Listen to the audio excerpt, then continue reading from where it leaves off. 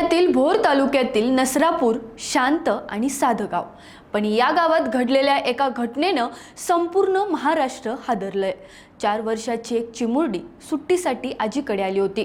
राम मंदिर परिसरात ती खेळत होती, पण काही वेळातच ती गायब झाली आणि त्यानंतर जे समोर आलं ते अंगावर काटा आणणार होतं।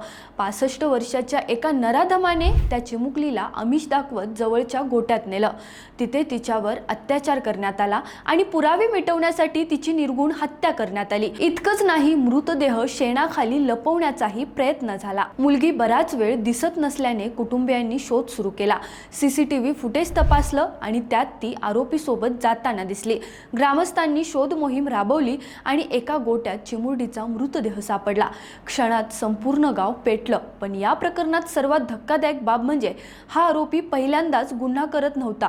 गावकऱ्यांच्या माहितीनुसार या आरोपीवर यापूर्वी स्वतःच्या पुतणीवर अत्याचार केल्याचा आरोप आहे। एका 75 वर्षाच्या महिलेलाही त्यानं लक्ष्य केलं होतं। तो 2 वेळा जेलमध्ये जाऊन आला, 5-6 वर्षापूर्वी बाहेर पडला, पण त्याची मानसिकता बदलली नाही। आता प्रश्न फक्त एका आरोपीचा नाही, प्रश्न असा आहे की अशा गुन्हेगारांवर वेळेत कठोर कारवाई का होत नाही? तसेच लहान मुली आणि महिलांची सुरक्षितता नेमकी कोणाच्या हातात आहे? या घटनेनंतर संतप्त ग्रामस्थांनी रास्ता रोको आंदोलन करत आरोपीला फाशी देण्याची मागणी केली आहे। नसरापूरमध्ये तणावाचं वातावरण आहे आणि संपूर्ण महाराष्ट्रातून संताप व्यक्त केला जातोय। एका चिमुकलीचं आयुष्य संपलं, पण आता तरी व्यवस्था जागी होणार का, हा प्रश्न प्रत्येकाच्या मनात आहे।